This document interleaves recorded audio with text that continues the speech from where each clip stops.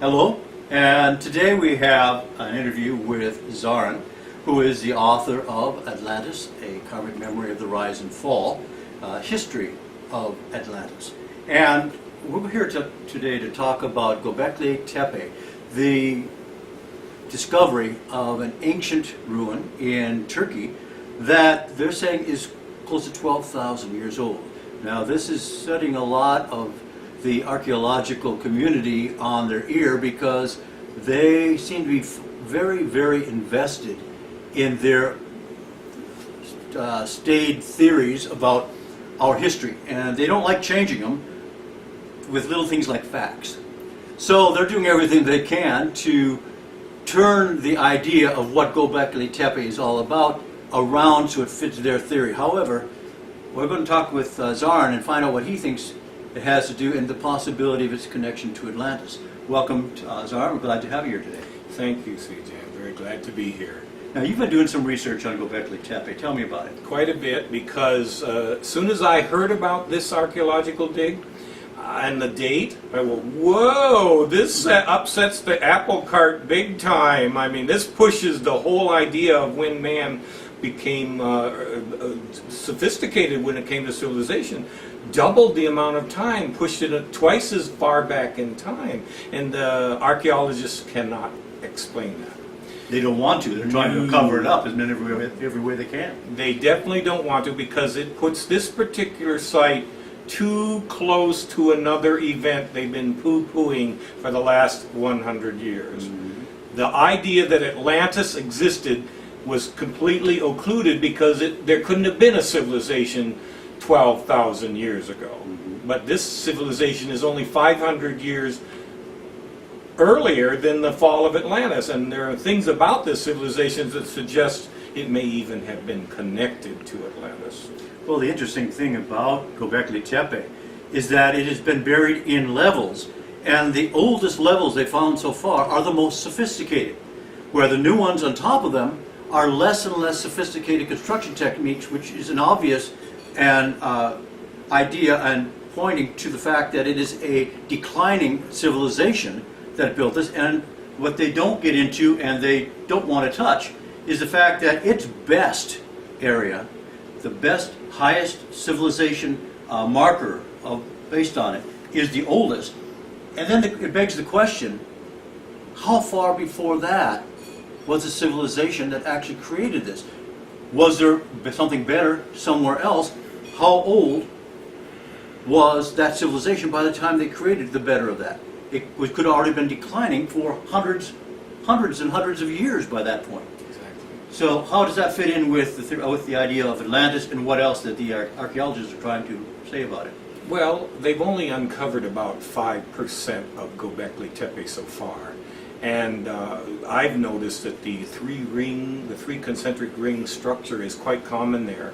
The shape of the columns that they use there are very similar to the shapes of Atlantis.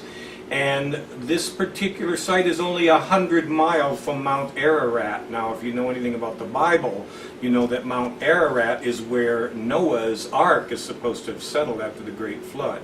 And this is only 100 miles from there. So there may be a connection between the deluge and Gobekli Tepe.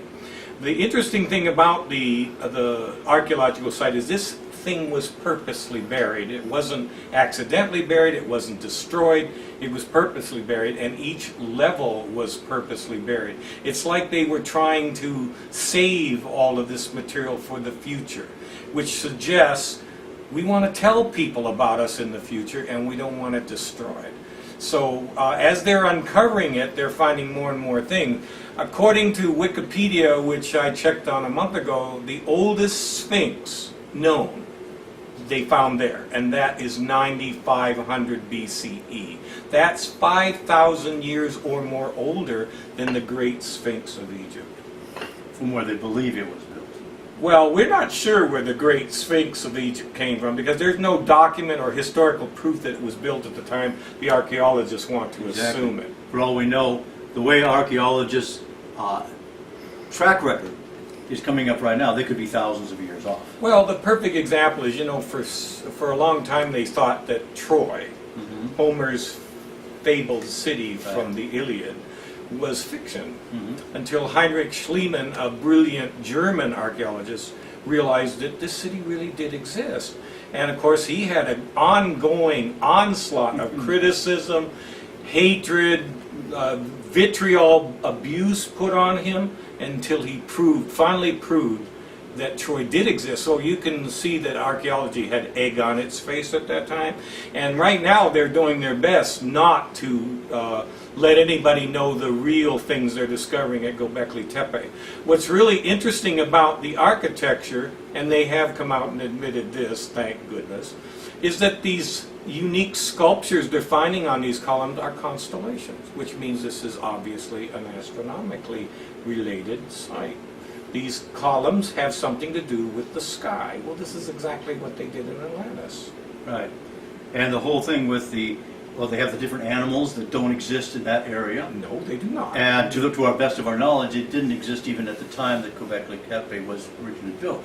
Well, what's really interesting about one of the figures on one of the columns is it is a classic Mayan jaguar. How did that get to Turkey? Right. So the whole thing is that archaeology, unfortunately, like every other branch of science, is politically motivated, economically and politically motivated, and they get very stringent. A science is supposed to be open to new explorations, new discoveries. That's what science is supposed to be about. But that's not where they've been going. They're very politically motivated. The last thing they want to do is to have somebody come up and show that what they've been saying forever as the truth be shown incorrect. Throughout history, people have been killed for less because the powers that be don't like to be wrong. Well, unfortunately, they very often are. In this case, with Gobekli Tepe, they're coming up with a very strong problem because this is literally 5,000 to 7,000 years before they believe civilization started. Now, they're trying to say that it was built by hunter-gatherers that happened to come together to do this. Hunter-gatherers did not have that kind of capability, especially for the more sophisticated, older construction. Exactly. You cannot build structures like this with a hunter-gatherer based society. You have to have an endemic food supply that is predictable. And this particular site is quite a distance from the sea, and even at the sea levels that existed around 10,000 years ago, it would even be another 50 miles from the sea. So they didn't rely on the sea. That means food had to come from the localized region or be imported into it. But there had to be an established community there in the first place just to build it. And you don't feed an established community by hunter-gathering. That's impossible. So in order to build this particular site, which is quite large, they only have, as I said, uncovered 5% of it. You had to have at least a resident population of between 5,000 and 10,000 people. Not only 5,000 to 10,000 people, but 5,000 to 10,000 people minimum, with the capability and tools to be able to do Exactly. it. And anything of this magnitude takes 25 to 50 years to build. Not necessarily in this particular case, because as you so accurately stated, it was built in stages, but the stages go from better to worse, which means... But those are levels. Yes, they are. In other words, Yes, they one are. was built, one city was built, covered over, later on another one was built on top of it. That's exactly So just building the one city originally would take 25, 50 years to build. Remember, this is only 5% of what's Exactly. there. We don't know what else they built there. And the fact that a Sphinx was discovered there, that's an interesting clue. The Sphinx image, and this is the oldest one by at least 5,000 years, is a strange image in the first place, and we really don't know where it originated. I have my theories, and in my book on Atlantis, the third one, well actually the second one, it is explained as how the Sphinx image actually came about and why. But of course archaeology is going to say, well, how the heck does he know this? I can't prove it. But it makes sense if you think about it. And as I go further and further into the writing of the second part of my novel, my serialization, then you will see that it does make sense and why it was so common an image throughout Asia, Asia Minor, and North Africa. Now, so the book, Atlantis, A Karmic Memory of the Rise and Fall. Now, karmic memory means memory of past lives. So basically, it's memories from past lives.